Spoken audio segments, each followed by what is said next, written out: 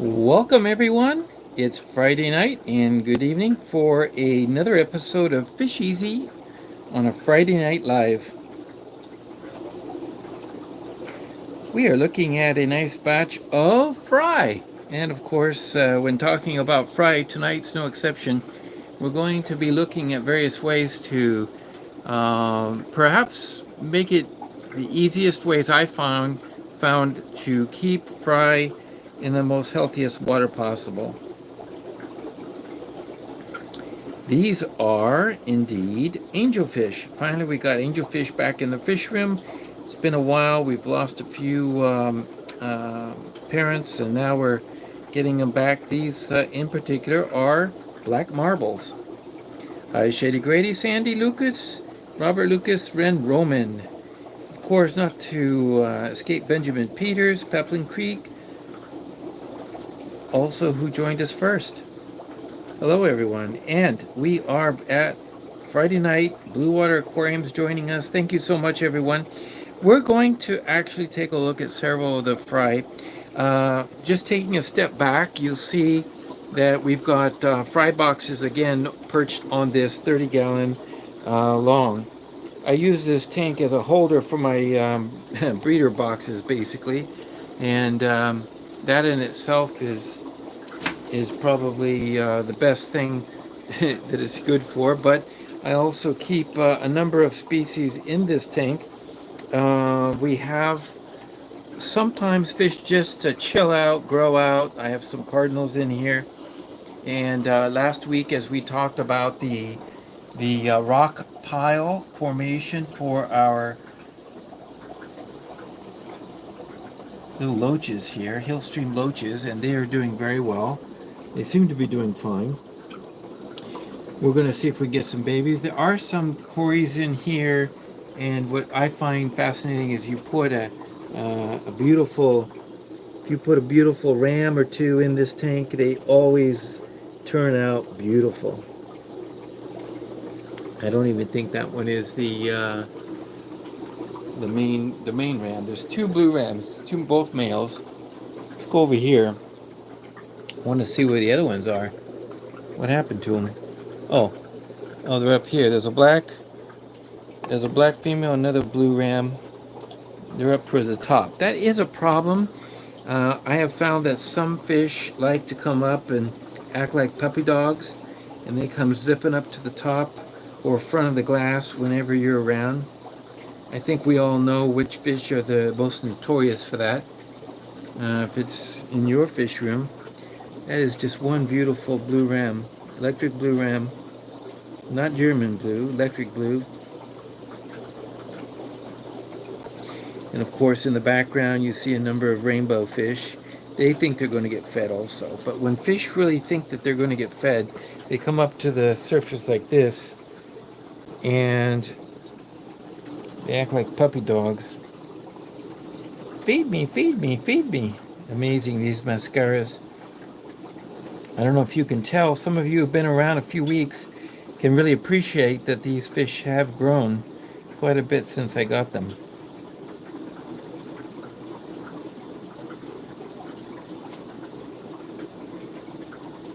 Yeah, very nice fish. Can't complain. And we also have a number of fry over here on the shelf. Now this is a different particular situation. These fry are in not a breeder box, but they are in a gallon jar. It's a gallon vase actually.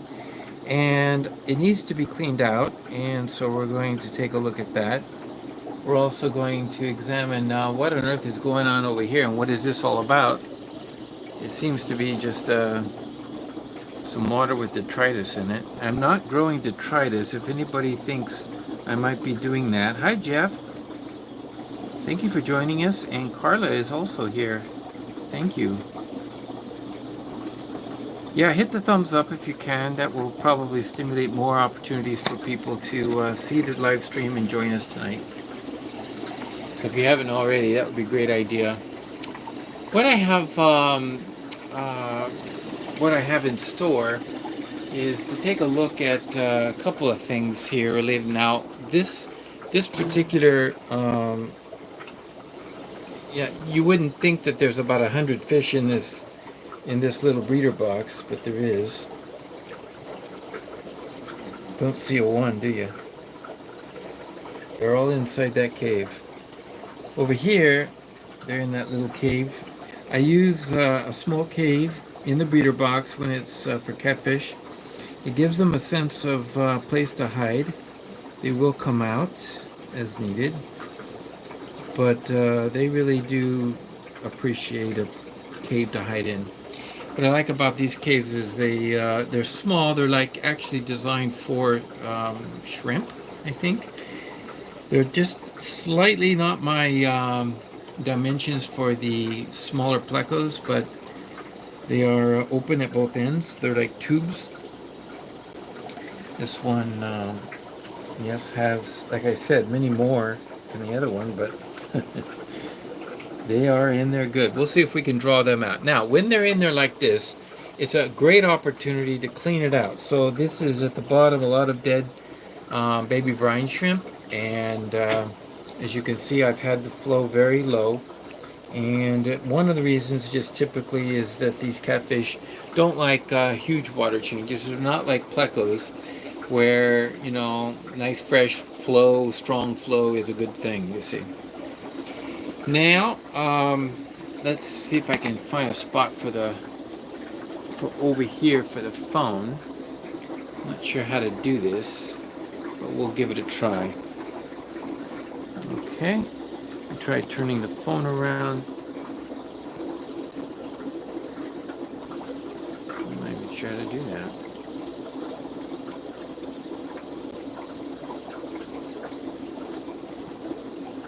Hi everyone, and we're here. Let's see if I can put the phone on top of this jar. We can talk from there. Okay. Without losing my phone. I use a rubber band actually to hold my phone in place. I don't know of any other method. That seems to be the best method.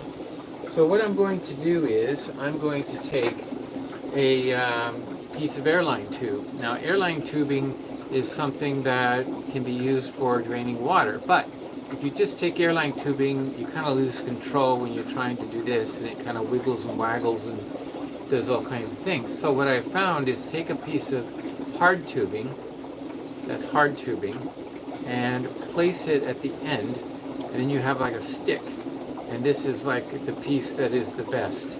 So this particular one is a, let's see, this is my 3-inch, what is this? I have a measurement here of, yeah, 4-inch. This is 4 inches, and it's a neat little pen. It was a gift, and it's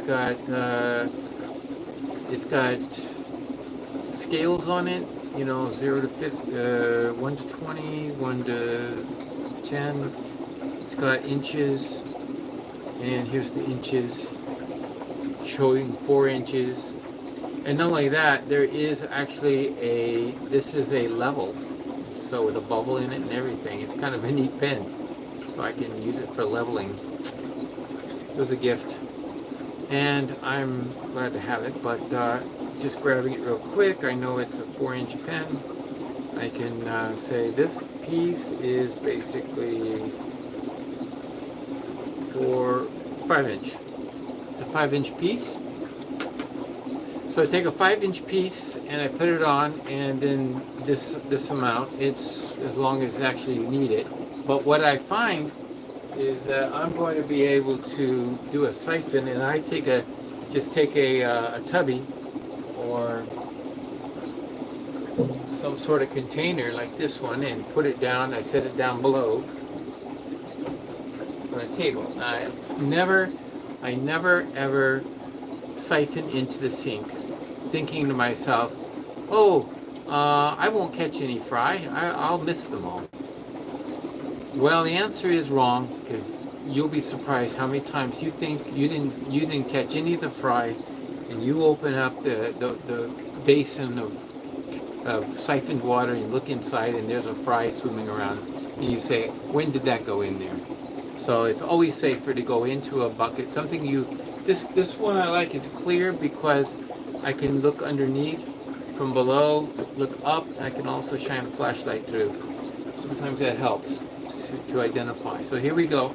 I'm going to clean this out before the fish come out. So I get it going.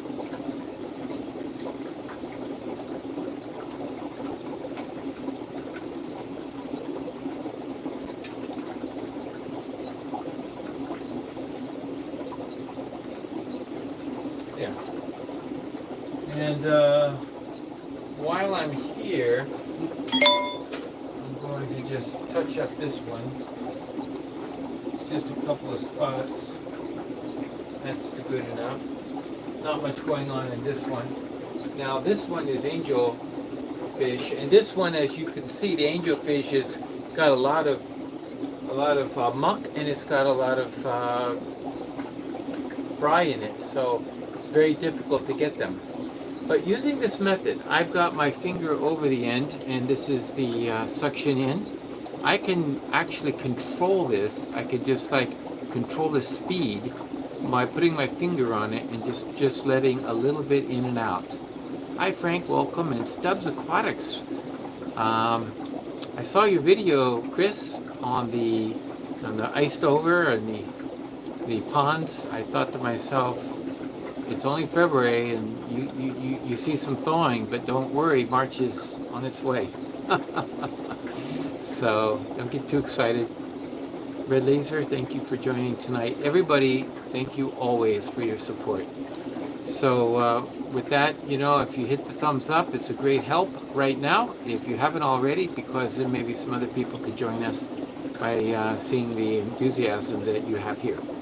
So this is the great thing, that if you can control this as you're going, I can actually get a very slow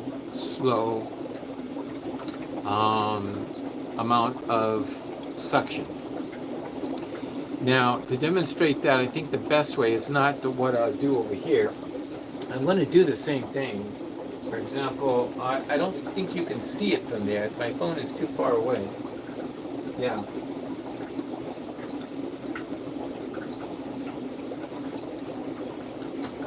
Yeah, it's a little too far, huh?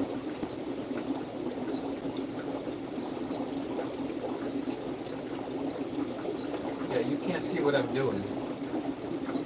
But what I'm going to do is I'm going to put the phone right up close so you can actually see how slow, by controlling the amount of flow, you can actually go. And the fry could be right around the entrance, but they're not going to get sucked up. And I'll show you how that's possible. So I'm going to take a moment to clean out this gallon jar and get the camera very close up to the action, okay? So let's turn the camera around. Okay, so I'm looking at the bottom of this. As you can see there's quite a bit going on there. Let's see if I can get this to hold somewhat in place. I'm going to put a clamp on my phone. Okay, there. That way this is not gonna. All right. See if I can. I wonder if I can focus. It's kind of hard to focus, huh? Well, what I can do is move the jar around, which you see. Okay. Now it's a little out of focus. Let me see.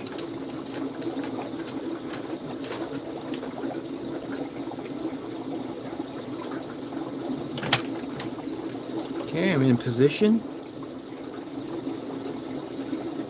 I want to hear about, Chris, your Aurelius barbs, how you're trying to breed them. Thank you for mentioning that. That is exciting news. Okay, there we go. That's much better. Now you can see.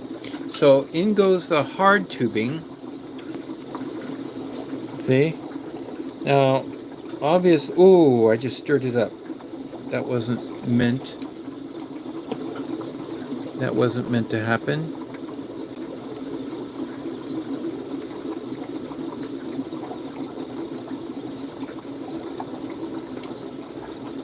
try that again. This time.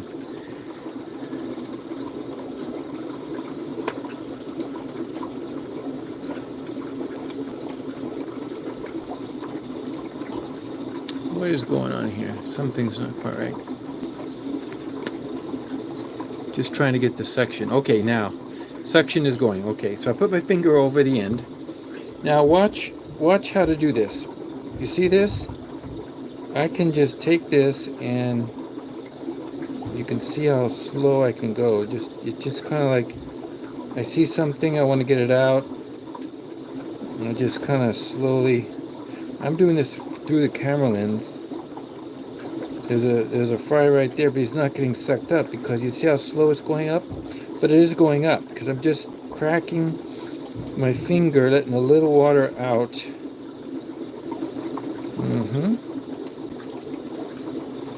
There we go, see? Now this guy here looks like a dead one, or is it a live one? Looks, that's dead, so that's going out. A few of them die along the way. Come on, get out of the way. Sometimes I just push, make sure there's none that are just kind of hiding there. And what I'll do is get it to kind of get up out of the, into the water column. Gotta get off the bottom and boom.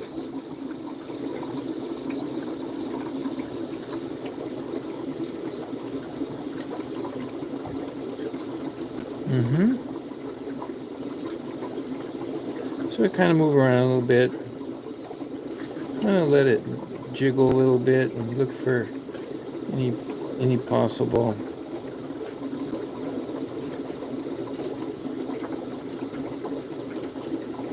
Now I stop and I look.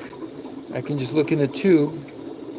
If I see something like I'm sucking one up, I can always lift my arm up and raise the water and reverse. So let's say, for example, I just kind of reverse. I'm reversing now and letting it out. Boom. If I captured something I didn't mean to. Now it's a little tedious work, but it's sometimes you have to do it. It's something you just have to do from time to time.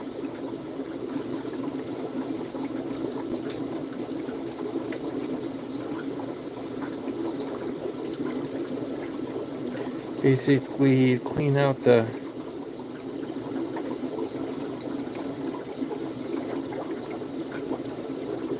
muck. It's detritus, mostly dead gravy brine shrimp. It's the shrimp they didn't eat. And I got most of it up here, see? Well, I collected quite a bit. And I'm going to just leave it at that for now, because it's a little awkward here in front of the phone. Okay, so here I am. I'm getting this. This guy doesn't want to get out of the way, huh? I wonder if it's a... Oh, it's because that's a dead one. I'll suck all that up. So did I get any? Okay, we're watching. Another dead one.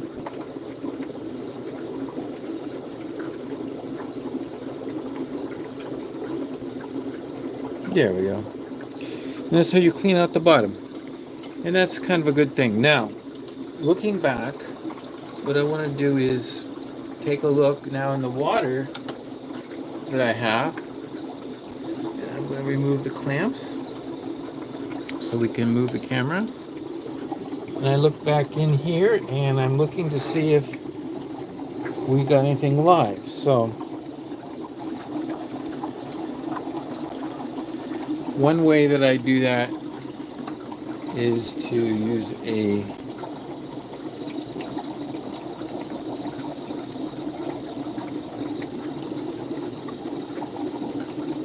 flashlight.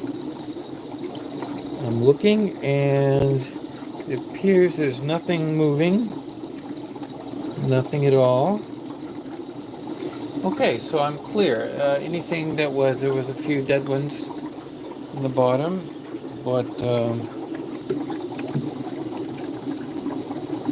looking down in the water, it seems to be that's how I begin cleaning. Now there's another method, because you see there's some residue of the methylene blue. I've changed the water, but even still, a lot of the things that are stuck into the water, for example, this air stone and the tubing, it absorbs a lot of the methylene blue, and I could put this piece right here into clear water, and it will turn it light blue. So they're like turquoise. So it's like there's some blue residue that comes off. So what you're looking at is a very light methylene blue. Now, the best way is just to flush that. Best way to flush it without getting rid of any fry or losing your fry is to use a overflow device. So I have one in the back. I'm going to go ahead and demonstrate how that would work. So we'll just move it from one to the other. I've got this over here, and then back hanging off the black worm tank is this overflow. I'm just going to pick it straight up, and without tilting it, I'm going to move it into this tank, and we'll put it in. I have to go straight up, looks like. First around and up and over and down. Okay, so I didn't lose siphon.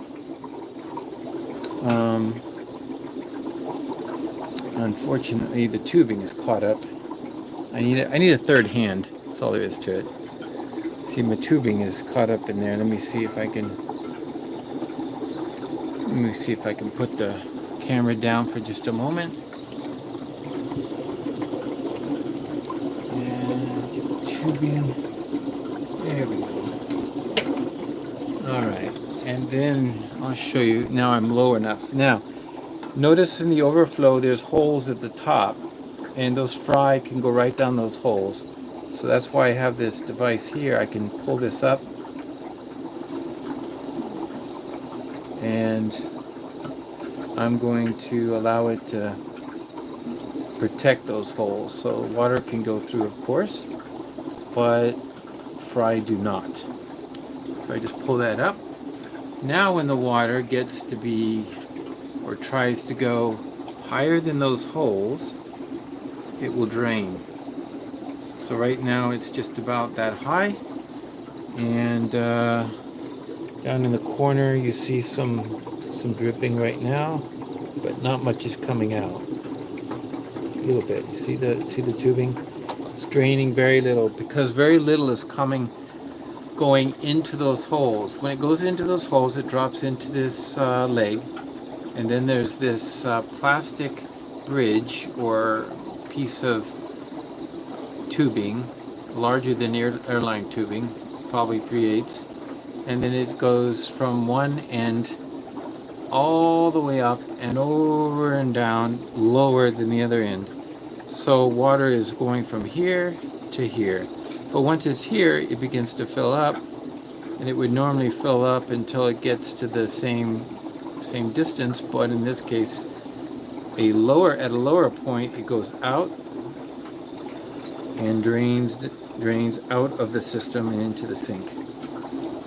So the water level is going from here down to here. There's the difference in water level. So it's kind of a slow process. So all I have to do is add water here. So how am I going to do that?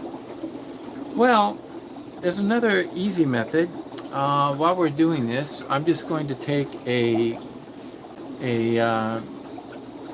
I have a piece of tubing here that is connected on the other end to this 2-liter bottle. That's it. And it's hung up a little higher. The bottom of that is higher than this. So I'm going to just pour water, and that's what we'll do. We'll just fill this up, and it will drain naturally through this airline tubing, controlled speed by using this valve. It looks like it's fully open. Yeah, it's fully open. And let's see what that does. Okay, so we'll go ahead and do that. I'm going to then do a water change that way. So we've got the 2 liter, and it's going to drain into this right here, into that gallon jar. So I have water that has been processed. This is bubbled for 24 hours or 8 hours. Basically 8 hours or more. I'm just going to fill it up. Immediately water starts flowing, pouring into our gallon jar. And I can watch the water level drop. Right now it is here. I'm going to watch it drop all the way down as it begins to fill over here. And we can watch the water level go up. It is going up. And now it's at the top of the overflow sponge filter. It should rise just slightly above it, but then the higher it rises, the more water will try to get out of through those tubes, those holes. Let's just make sure it's flowing. Yeah, we have water here flowing. Okay. And I'm going to clean that. It's kind of dirty.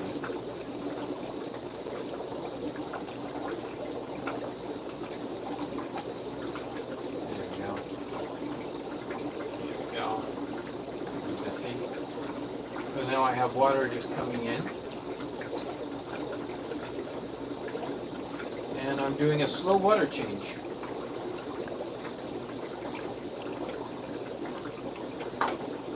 Okay, now slow water change. Why would it be so imperative to do a slow water change? Well, first of all, I don't need to worry about the temperature and I don't need to worry about a lot of parameters because it's very slow. So it's like acclimation. It's like acclimation speed. But basically this has been sitting here with no heater. That water was sitting here with no heater. They're almost at the same level in the room, so the temperature of these two bodies of water are about the same. There's no question about that. So it's filling up, but what's nice is at the other end, you see that there's a constant supply of water coming out as well. So just to show you what's happening here. So I don't know if you can see that.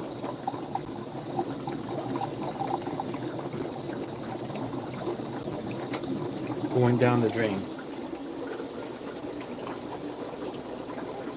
Now, the real nice part of this particular system of changing water and changing it slowly is that I can walk away. First of all, I've got the 2-liter bottle here. It's now 3/4 down. But when it finishes, it finishes. It'll just go. And I'll walk by a few minutes later and I'll throw another 2 liters in there. And I'll just keep throwing 2 liters in there every few minutes. But each time I walk by, I throw 2 liters in there. That's a 2-liter change of water. These guys, it'll never overflow. I'm not going to lose any fry. Now, this system, I kind of waited for tonight so you guys could see.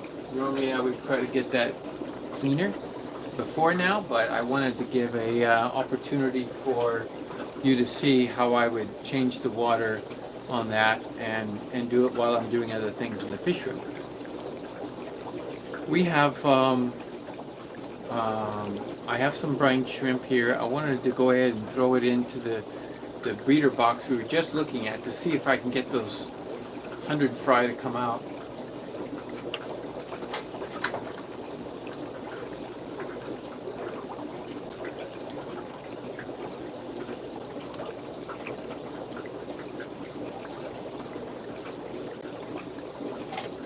Okay, I just netted some brine shrimp on the end of this, and now I'm going to take it and put it in the breeder box. Shake it out. Here we go. Come on. And I see some of them starting to pop out.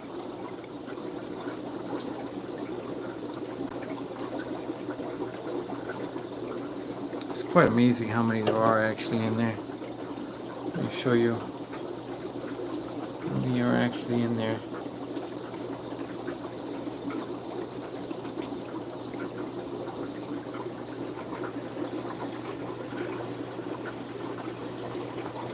Ready?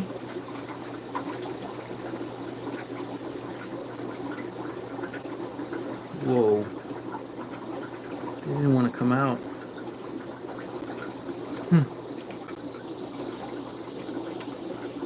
They did not want to come out. Oh well. I wanted them to see some daylight. They like that, don't they? Hopefully you got to see that, how many were in there. They all hide inside that cave. It's an open-ended cave, so it's got a lot of circulation. Let me zoom in.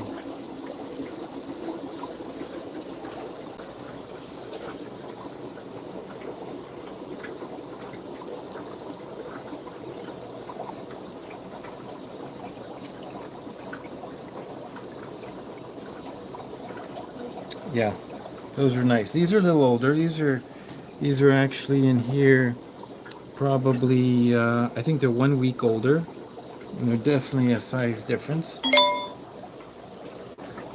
Probably in the end a week won't make much difference. As they grow, when they get to a certain size, we could probably mix them and not be an issue. Larger ones, smaller ones, be slightly. Okay, now overflow boxes, if you've ever seen them, I mean, these are breeder boxes. They have water coming in, and it's a constant supply of water, but the weir, if it gets clogged, if this gets clogged and water can't get through it, it will begin to rise in water level until it hits this edge here. Now, I got this from a member of my club, and what he had done is siliconed in a little bit more of a protection, because there's some dips here, and allows water to overflow back into the tank to prevent any problem with water getting too high and going outside the breeder box. But I think the idea was to put this in to keep fish from actually being able to get over. Here's one without that. You can see it's got a dip. This is a type of weir also. Also called a, and I think it's called a scuttle. You see them on ships a lot of times, so the water can get out, water that splashes on board. Along the edges, they have these places. Scuppers, that's the right word. It took me a second to think of it as scuppers. Those are the scuppers. So, looking at this now, there is that problem of clogging, and I want to demonstrate where I see this happening over here. Perfect example. This one is going a very strong push, and there's a reason. It's because it's a lift tube on a egg trap. So we've got the egg trap here, and these are the eggs. Eggs get laid in this grill, over this grill.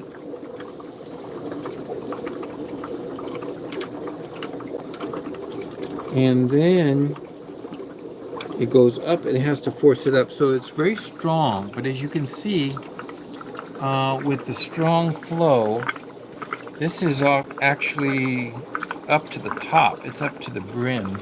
If I remove the lid, you'll see what I'm talking about. Water is actually flowing over the scupper. So that tells me it's time, definitely, to clean this. Now, the moment I take this away, the water level drops, and I use the hose at the sink. There it is. Water level is dropping because it's going out the weir. And I use a hose in my sink to clean this out. So I'll typically each day walk in, take some wet weirs or foam pieces like that, and I will do that. Now, right now, there's no fish in this particular one. I've looked and looked and looked. I don't see any. Earlier this week, or was it last week? I think it was this week. I pulled out a big spawn from here, and I was happy to get a good sized spawn. And let's see, we got some issues over here. This lid fell in. Okay. These are Ancestris longfin. They're growing. See them under there? I'm feeding them green beans. Like Jeff Kane, he just finished his green beans. And of course, he doesn't leave them on the plate like this. I have to clean this out. I use the same method of siphoning out. Yeah, Hagen Hill Design. Yeah, I use the, just so you know what I use for these, I'll show you what I use. This is not just a piece of foam, it's the end of a, okay, I have here, I have these. These you can buy, and these are designed to go into the intake of your over the back filter, right? This is the intake. So one end is closed, the other end is open. You jam this up, right?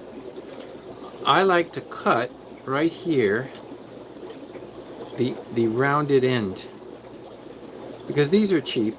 You can get these on Amazon through China, a big package of them, bunch of them. And I'll just take these scissors and cut right here, boom. And it makes a foam weir like this. This is the end after you cut it, right here. So it makes a nice disc.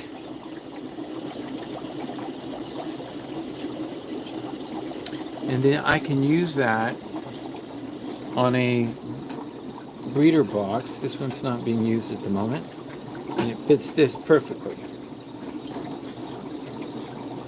Well, it's a little larger than the width, so that's why I use it, because it squeezes it in and holds it tight, and that's perfect. So all I did was cut the end off and place it right there.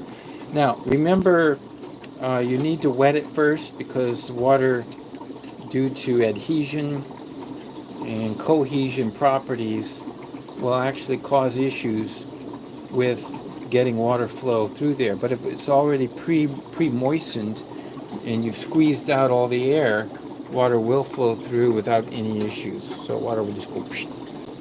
So that's how easy it is. It's really so simple, why we use that. And then when the fish start clogging this up a lot, as soon as they get big enough, I use the weirs that come with the breeder box, and I put those gates right here, boom, and use that, because that lets more air go through, more water to go through, and the fish stay behind. But the fish have to be big enough, not small, like what we see right here.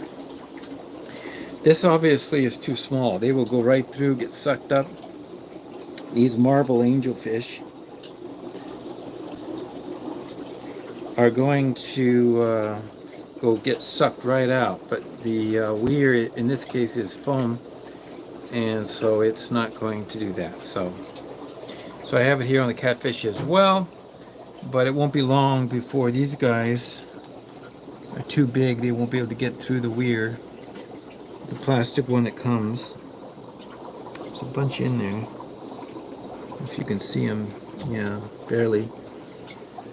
So I hope that was helpful. Especially for you, Hagen Hill Design. If you haven't used that method, it's super easy to do. MNC Aquatics, thank you for joining us tonight. Oh my goodness. Oh my goodness, pulled 14 teeth.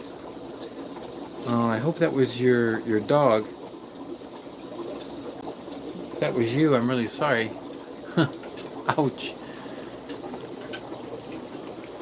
Okay, so I show you an overflowing box and what happens when the weir gets clogged, and I also showed tonight how to make water changes. Right now it seems to have stopped. I need to add some water to our system, so I get another 2-liter bottle of water, seasoned. I pour it in without spilling.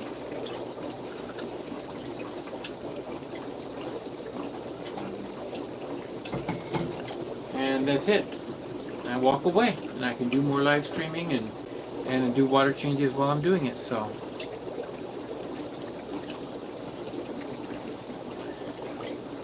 thank you, Sandy.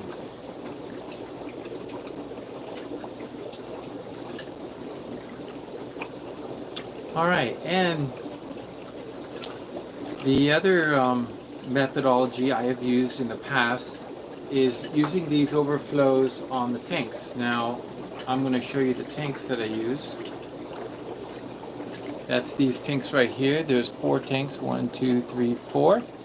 And those tanks are actually the ones that have fry in them. And I have those overflows. There's one right back there for tank 1, 2, and then there's 3, and let's see, where's the last? Well, that one there is for this last tank, and this one here, right there, is for this tank. Tank 2 and tank 1. Now, tank 1 lost. It actually lost its siphon, and I did have a water. So the thing did overfill because I was dripping from above. I have this reservoir above. That's this, all this water up here has been aerated for 8 hours, and then I use tubes to siphon down. It just drips with controlled amounts into each tank. So these get constant drip, and they go out these overflows into the drain. So I can perform water changes, but I never do it all at once. I always do the slow drip style, and it turns the water crystal clear. We will be resetting these tanks probably this weekend, so for those who are members, if you want to be a part of that, I'll probably show a little bit of that action as I go through.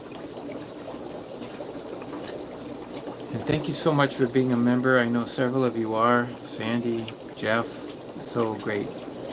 2 Jeffs and 2 Sandys. I know we have 2 Sandys. Jeff Pelhams and Jeff. And we also have, of course, Jeff King. That's true. 2 Sandys. Yes, I always go with the French cut style. French cut style green beans. We were looking at that with the long finned. And I didn't show you the other breeder box. We didn't quite get over there. As you can see, these babies are much smaller, but they're growing fast. These are the super reds. The bearded wonder, yes. Yes, amazing. Amazing beard you got there, Jeff. These are super reds. Do we have any more super reds? I was waiting to find out. We're gonna go fishing now for fry, and I think it's time.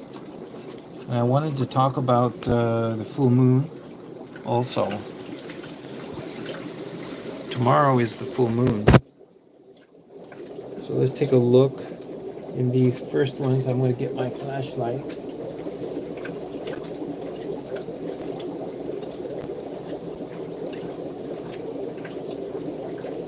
So about once a week, maybe once a week is all I need to do. I just take the time to look inside.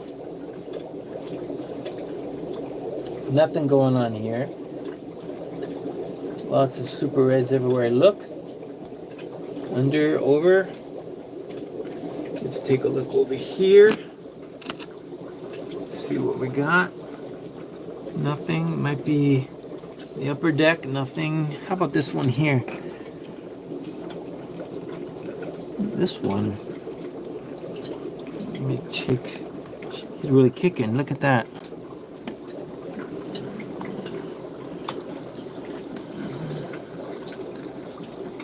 Okay.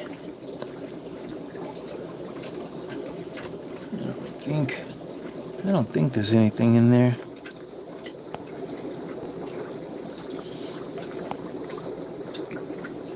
I can't see. Nothing.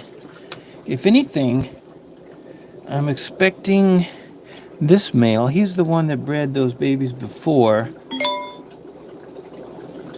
He's got a big piece of zucchini right in that is a piece of zucchini right in front of his. But he doesn't like the light either. He's kicking away. So I'll keep my eye open. It does take a week from the time they trap to the time that the babies are needing to be removed. And nothing. Okay. Nothing. All right. That's quite all right. No problem. But I'm sure I'm expecting more. Let's take, while we're down here and I'm on my knees, let's take a look. These are the rainbow shiners. This is a tank at the bottom of the fish room to keep it coolest possible. And even still, when they were breeding, it was 70, I think it was 76 water temperature. And I think they're very attractive. Not bad. And these are the babies that came out of the breeder trap. Look at them. Nice number.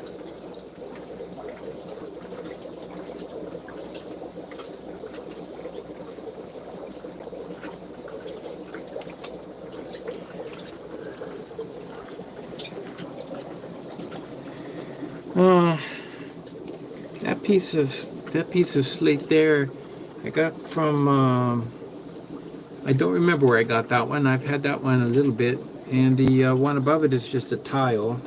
I just bought a tile that has a wood pattern on it, but that's just a plain piece of tile. But the slate looks nice, more naturally. Even the petrified wood. That piece of petrified wood has been in my family for decades. Many decades. It's been handed down. I think my grandpa used to have it in his garden. He picked it up somewhere. Probably somewhere in the southwest of the United States. And I've been inheriting some of those rocks, beautiful rocks. I've got a couple pieces of petrified wood in throughout the fish room. If you keep your eyes open, you'll see them. But let's go over to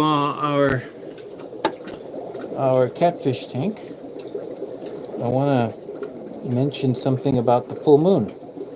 These are Synodontis catfish, and I have been told that they very frequently spawn at the time of the full moon. So, question is, do we have anything? So what you're going to see is my hand picking up. We're going to pick up the trap, and we're going to see if there's anything in there.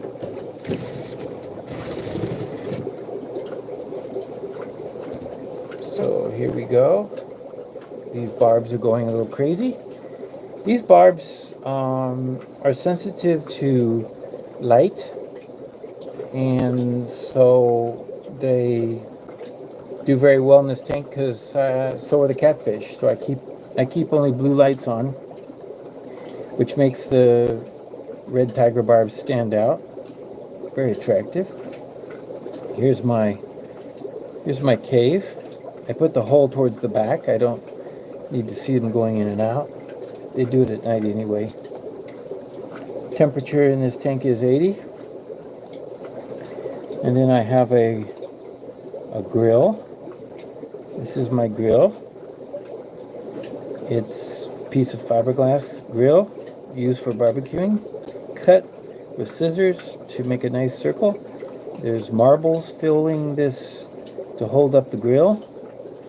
And I'm going to dump them out, all the water that's in this, and see what's in the bottom. If we're lucky, we'll get some eggs. Hopefully just eggs. I'm going to now tilt it.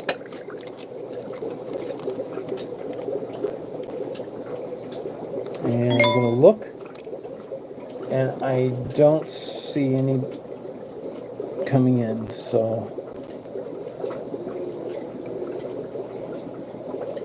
take out some of this.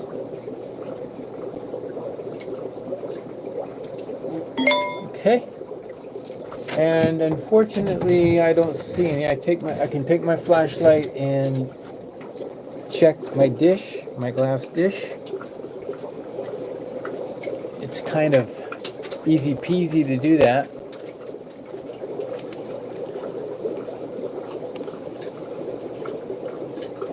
There we go. Put it up along the side. And any eggs or fry that hatch from the eggs are going to be, or wigglers, I should say, fry, are going to show up very easily. I don't see, no, absolutely nothing. And these eggs are big. They're not adhesive, so they kind of roll around. They go everywhere, and when you see the water move, just going back and forth like that, you would see the eggs kind of like flowing with it. So we didn't catch anything. Tomorrow is the full moon here in this area, so I don't know if that's going to make a difference. I am going in the future going to plan out a timer and set the blue light to come on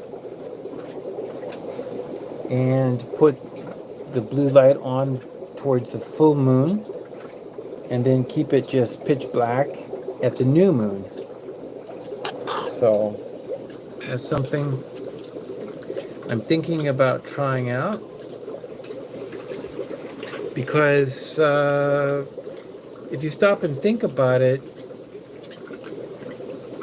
at the new moon it's not very bright out and it's very dark, so maybe that's the difference. So I've been using the blue light every night. Maybe this tank doesn't really know that this is going to be a full moon. Some people say they know by the, like a lot of fish and animals know that at the tidal phase. So that's yet to be determined, but I think I will try to do some light control based on the full moon. So give them longer periods of blue light every night when it's full moon, and then as it gradually tapers off, put them in total darkness, and that would be easy to do. Yes, Roman, you are correct. From what I was told 3 days before and 3 days after. So I checked last night, nothing. Today, nothing, which meant last night. Tonight, I'll check tomorrow and see if there's anything, and then I'll do it for a week. And so Steve stopped by. Oh wow, that's great. I didn't see that message. I was busy pulling, there it is. Oh, thanks. Yeah, he's headed off to a meeting, but great, thank you. Thank you for stopping by at FishEZ and hitting that like button so that others can enjoy also the program. So that's sort of capturing some of these fry, and I wanted to mention that there's another method, completely different, and I've used this method before to change water without any losses, and it doesn't use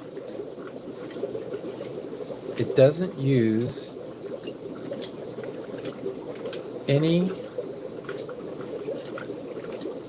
overflows like you saw in this room. I'll show you this device. It's very handy, and you can get it here in Canada. I think you can get it at Fanatics on Dixie. And I have this device right here. And this is it. It is a breeder box, but it's special. This breeder box has plexiglass, 3 sides, and only the ends have a very, very, very fine mesh. Now, there's also, what's important to note is that there is a frame. The frame on this thing holds the breeder box away from the glass. So I'm going to demonstrate how I would remove water from a tank without any fry being lost. Because you know what happens is if you start siphoning, it's the suction, and sometimes even if you take a hose and you put one of those sponges on the end, the force of the water going through the hose will take fry and grab them on the side, and they'll be like plastered. It will kill them. But using this device, it keeps the flow away from where the fry can be, and the mesh is at the ends. To demonstrate, maybe you don't know what I'm talking about just yet, but I will tell you. Barb eggs hatch in, say, about 36 hours, so between 24 and 48. 36 hours, but you won't see, they'll just be shooting around, they'll still be wigglers. They'll be shooting stars, as it were. You'll see them darting around, they're kind of like that in your tank. And then it won't be for another 3 days, so we're talking 6 in total from the time they spawn to the time you see actual fish that are free swimming and needing to be fed food. So I saw that question, I thought I would answer it real quick. So what I'm going to do is I'm going to demonstrate how I would do this to prevent the strong suction from sucking up any fry. I'm going to demonstrate this right now, but in the tank I'm going to demonstrate it in, I'm going to use this tank over here just because the camera can get to it the best.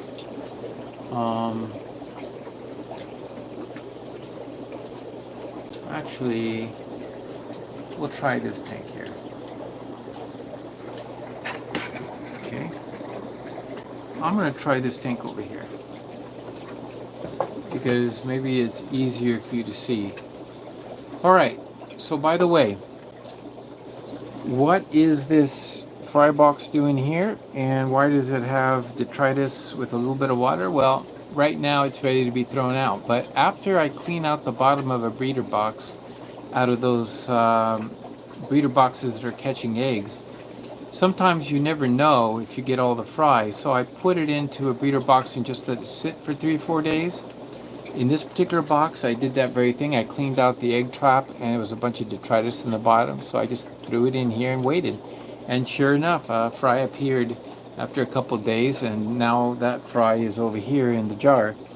But I wait to see if it is there, and that's what this is for.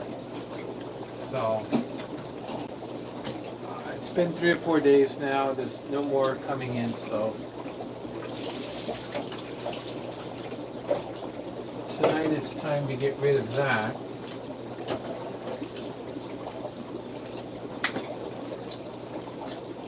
I've never demonstrated this method before. Let me see if I can get a better, I don't know if the camera picks it up better like this. Get a little closer, slightly closer. At least I can see what's going on, make sure you can see. So what we're going to do, let me move this stuff out of the way. Make it totally visible. So here is a tank. You'll see there's 2 small percatas in there. Looks like a pair. It looks like a male and a female. Very small size. I already know what sex they are. So I need all I need is the tube, and I need this device. So I'm going to take this device, and I'm going to put it inside.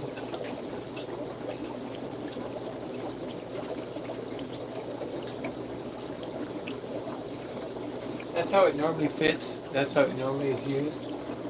It's got clips on the sides, but I don't use the clips for this purpose.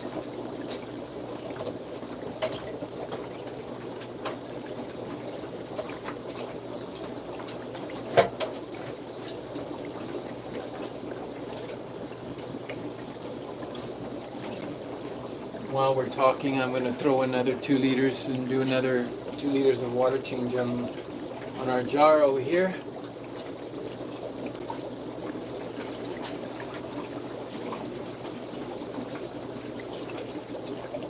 I like doing water changes while I'm doing other things. So now, the trick is, you'll note that there's a ridge. So there's a small section of water between the plastic and the glass. That's the key, because this way you will not smash any of your fry in the tank. This tank could be full of fry, but watch what happens.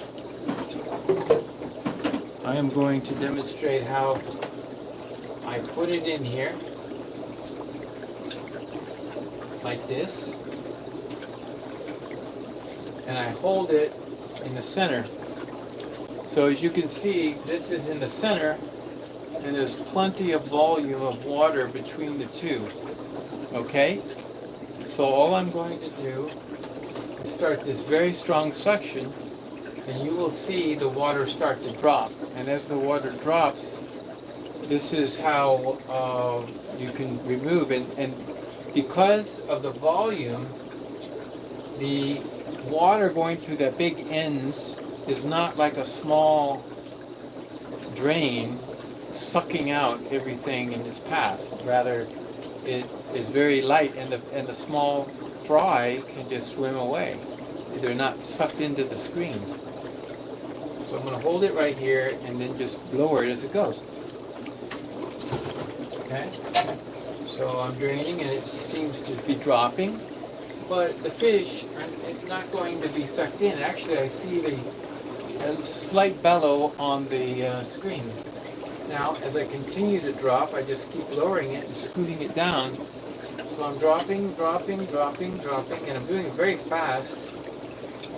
And the fry are not getting sucked up. They're not getting sucked up, and I now have 50% of this tank gone. Whammy. That was it. And I didn't have to worry about little fish getting sucked up. I didn't have to worry about anything. You can give it a try sometime. I have a whole video on this, and I don't know if anybody can find it. I think it's how to change water without losing a single fry. It's an old video.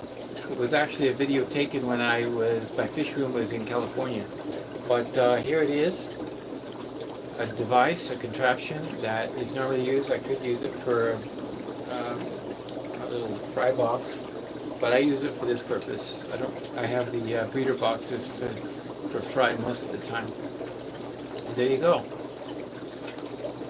You just saw something that you don't see too often. But on my website, there's a complete demonstration of that, and it was in my other fish room when I was in the garage.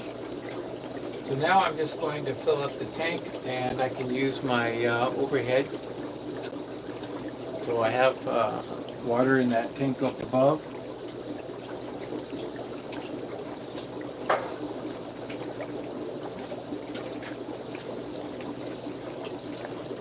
And this hose reaches just about to all places of the fish room,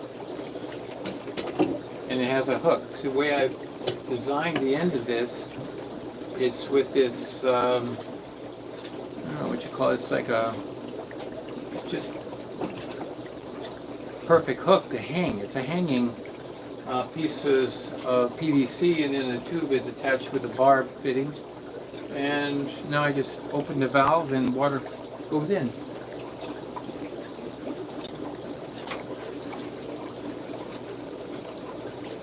And I'll replace the water this way.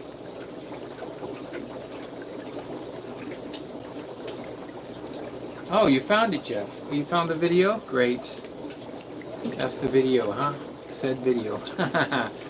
Yeah, it's an older video. It was called How to Do a Water Change and Not Lose a Single Fry. Yeah, it's a little more in-depth explanation. But I just demonstrated it for you tonight here on FishEZ. And thank you very much for being a part of FishEZ and being a part of it. I will actually fill this to the top, very top, and when I do water changes on this tank, because it also has an overflow into the sink right next to it, and there's holes at this level. So I just fill it up to the top, and then the holes will slowly bring out down the top to where the holes are. So I hit the water off. Water is now off. Water is at the top, but it will come down now about a half an inch or so automatically. I can walk away, but of course this tank has Vercatus in it. They're easily startled, and only when they're startled. Same thing with Luminatus. Any, I would say any blue-eyed rainbow is probably that. What will happen is water will drop, and if it's open lid, if they're startled, they'll jump, and you will lose them. You'll find them on the floor, dry as jerky. So I'm going to put the lid back on, and that lid may not be super tight. It may not be complete to keep the humidity in. I wish it were, but honestly, that lid is there to keep the fish in when they get startled. Lights come on all of a sudden, they get startled. That happens.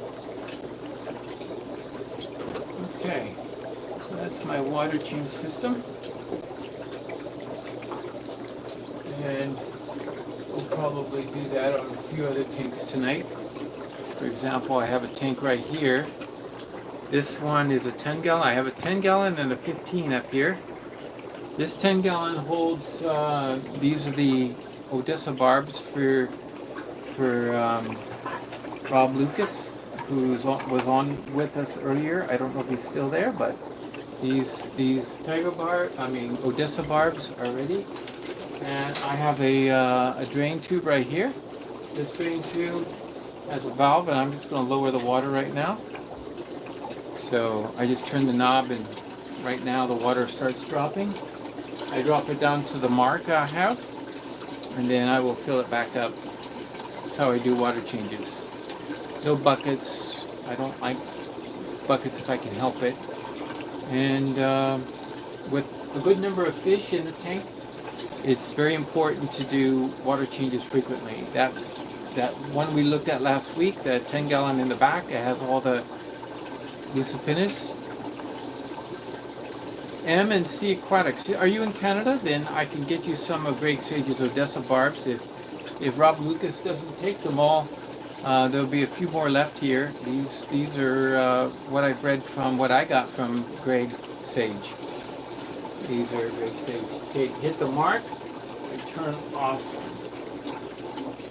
and the valve. So there's a cup right here at the bottom of the pipe. You see there's a little bit. I took some of that fiberglass mesh, same stuff that we were looking at earlier. It's this stuff, and I just took a square of it and I just kind of put it on the end and taped it, and that keeps the fish from getting sucked up. No good for small fry. When there's small fry in the tank, I take that little mesh off. I put on one of those sponge over connections. Yeah, and Robert Lucas, yes, you're coming, and I will be seeing you. I think it's the 18th, right? The 18th of March. I think that's what you said. So we're looking forward to that. Might be nice. Might be nice to meet you in person. So now I'm just going to use my hook and my water, and I have to use a pump. At the end of this, this tubing, it goes into this valve PVC, but on the end is a pump, small pump that can just force the water through. So when the tanks are higher than the water level over there, I can pump up high using the little assist pump. So I just turn it on. Yeah, so that's the issue. Greg doesn't ship the fish to Canada, but I was able to in 2018. I brought him. No, it wasn't 20. Was it 2018? That was when I came. I stopped by Greg's in Colorado when I was moving here, and then sometime later I went ahead and shipped them to Buffalo, and I went to pick them up and brought them across the border myself. Instead of trying to ship them across, I just went and carried them, and then I've had them since. I did have Great Sage Odessa barbs when I was in California as well. So that's the thing. Thank you, Robert. Lunch on me. So depending what time you get here, you know these fish people. You know we have a tendency to talk fish and forget about lunch. That's always the problem, isn't it? So when it gets up here to the top, I'm already done with my water change, and that took just a matter of minutes. And the fish feel better when they're frequently given these water changes. I do have this one. This tank is a 15. It's bigger. It goes back further, but there's no front piping like right here for this 10-gallon. It's in the back and goes down the back. So I have to reach the valve. I have to reach under here. In fact, I think you can see it. It's that blue right here at the end of my finger. Well, my finger's hiding it. There's the blue valve. Let me turn off the water.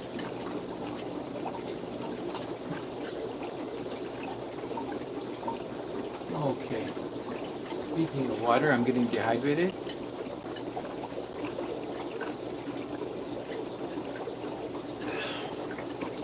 A little water. That's a good idea.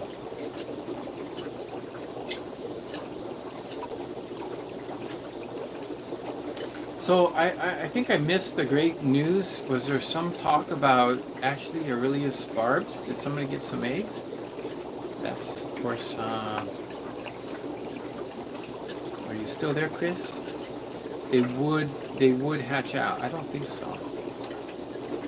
Let's see.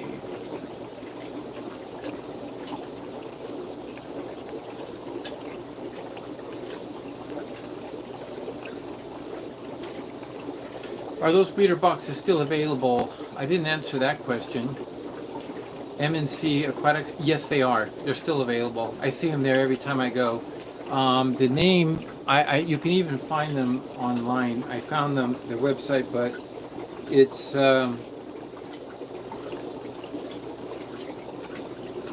Aquanics, made in Canada. It's on the side. I've gone to their website, but I don't find it to be very reasonably priced. So I get mine from Fanatics on Dixie here in Mississauga nearby. I think it's AQUONICS. Okay, but they have a website down below. Let me read it to you. The website. AQUONICSINC.com. So you got to do aquanicsinc.com. So AQUONICSINC.com. But yeah, I buy from Fanatics reasonably. Just go in, and they have 3 sizes, and this is the size that I use, and it works perfect, and as you can see for different applications. But let me tell you, the one I use is using my handy dandy 4, looks like it's about 5.5 inches wide. So 4, 5 3/4 inches wide. So it's under 6 inches on the width. It's 5 3/4. And the depth, to give you an idea of the depth, well, you got some people, I get all mixed up. I always think the depth is the depth like that. But the depth actually is the height of the thing, and that's, depth is 3 3/4. So 6 3/4, 3 3/4, and from front to back, it is just shy of 3 inches. That's the size one I use. Okay. Yeah, Jeff found it. There's the link. Great. Thank you.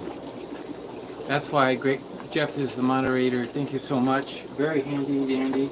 People ask questions. Inquiring minds want to know. Let's check on the time. What time is it right now? I took my watch off to go fishing over at the Catfish. Let me see. All right. All right, we've got 10 minutes. So I'll give everyone a 10-minute break before Lucas LRB starts up on his live stream. Hopefully, I guess he's going on live tonight. And this will give you a break, give you a chance to join. And thank you very much for tonight's episode. I hope, as always, you learned something new or you saw something different. Every live stream is like that. Tonight, I think it was something new. For those who've been here since day one, the something new in this case had to have been this very ingenious device. Richard Reynolds, Go With The Flow Aquatics. Okay, Richard, is that your new name? Great. Go With The Flow Aquatics. I like it. Go with the flow. And there's always some great names out there. And I'm going to continue finishing in the fish room while I'm listening. I got to feed these baby angels. We've done 3 bottles of. We've done 3 bottles over here on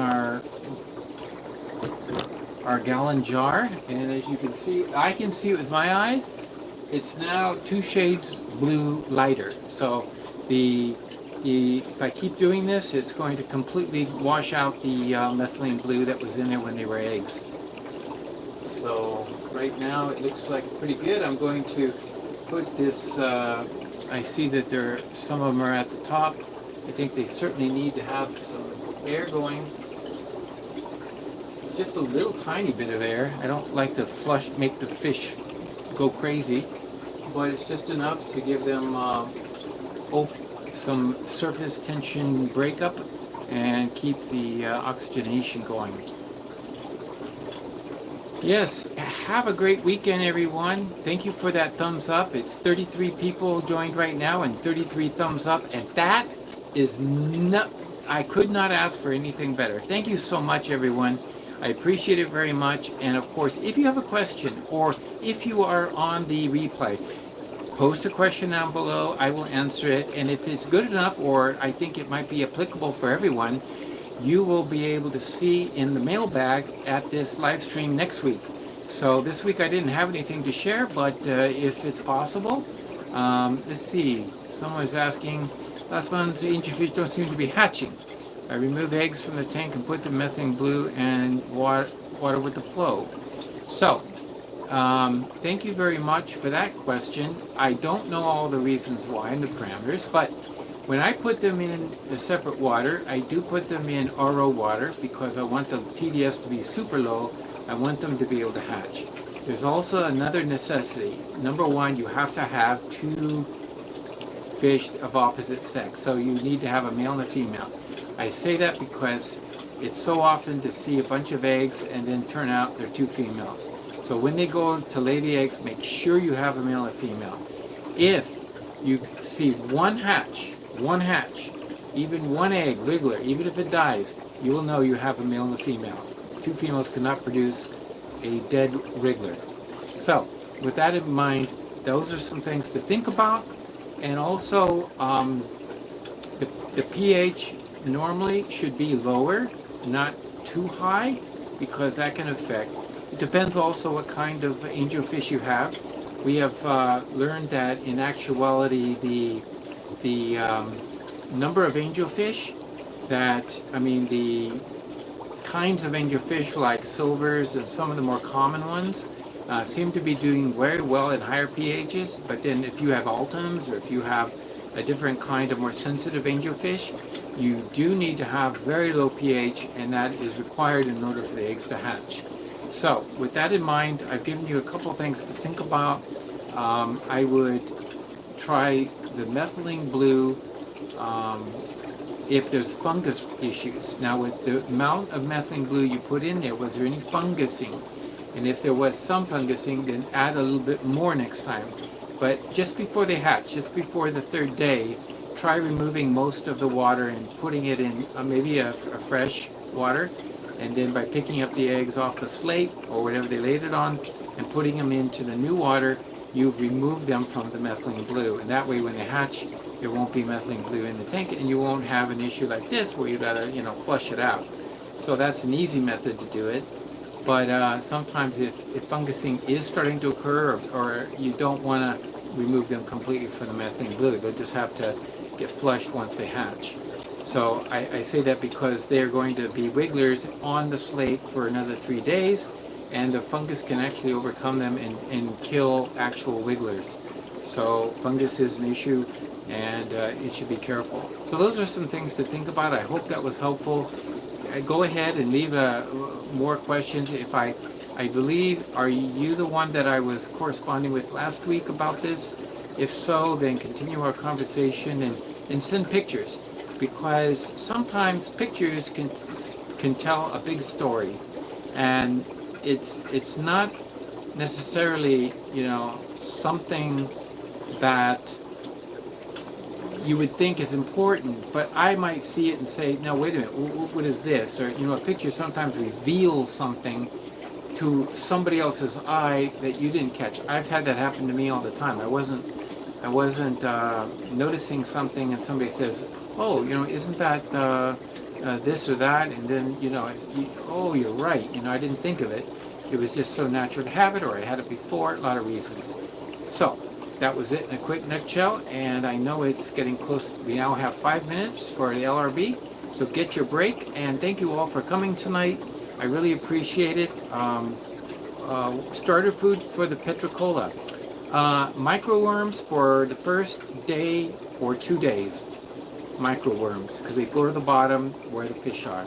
After that, baby brine shrimp. Once they're on microworms, they'll eat that. They'll grow a little bit, and then they'll on to the baby brine shrimp. Newly hatched is better. So that's the answer to that question. Jeff Kane echoes some of the things I said. And thank you so much, and have a great weekend. Appreciate, and most of all, enjoy your fish, but keep it real.